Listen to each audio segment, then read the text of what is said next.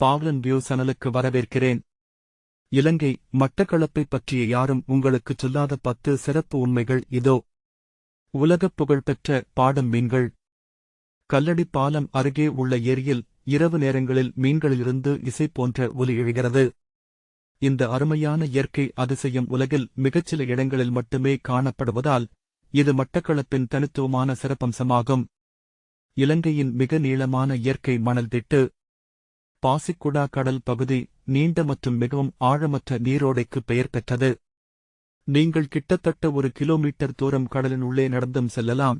இது மிகவும் பாதுகாப்பான நீந்தல் அனுபவத்தை வழங்குகிறது.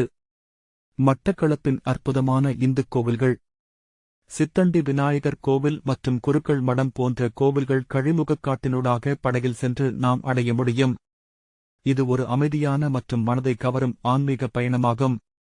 மட்டக்களப்பின் அருங்காட்சியகம் போன்ற பள்ளிவாசல்கள். மட்டக்களப்பின் பிரதான ஜம்மா பள்ளிவாசல் அதன் அழகிய பச்சை மற்றும் வெள்ளை நிற கட்டிடக்கலைக்காக பிரசித்தி பெற்றது.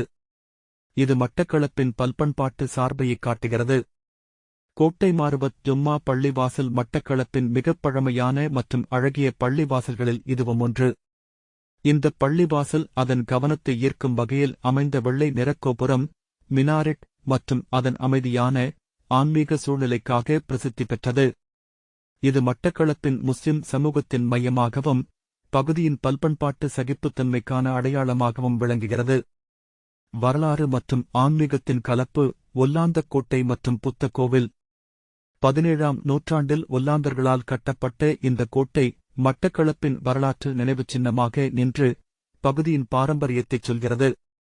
இங்குள்ள புல்லியார் மடுவான் ராஜமகா விகாரை எனும் பழமையான பௌத்த விகாரை பகுதியின் ஆன்மீகத் திரைக்குப் பின் உள்ள முக்கிய அங்கமாகும்.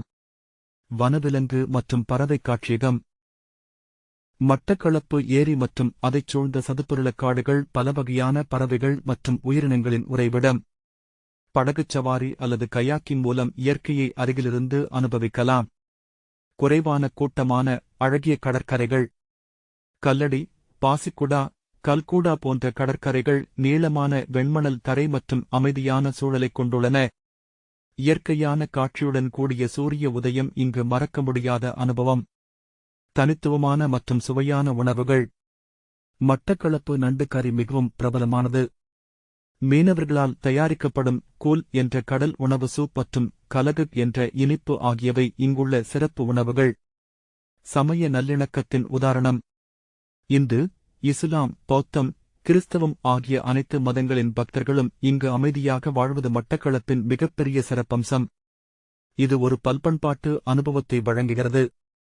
இயற்கை மற்றும் அமைதியைத் தேடும் சுற்றுலாப் பயணிகளுக்கு ஏற்ற இடம். முக்கிய சுற்றுலா மையங்களைப் போல் அல்லாது இங்கு நிறைய கூட்டம் இல்லை.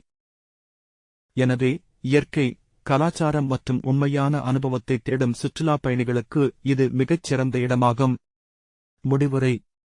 மட்டக்களப்பு என்பது இலங்கையின் கிழக்கு கரையில் இருக்கும் ஒரு ஒளி மறைந்த இரத்தினம் ஆகும். இயற்கை அழகு, வரலாறு, கலாச்சாரம் மற்றும் அமைதி ஆகிய அனைத்தையும் ஒரே இடத்தில் அனுபவிக்க விரும்பும் ஒவ்வொருவரும் மட்டக்களப்பை பார்வையிட வேண்டும். நன்றி.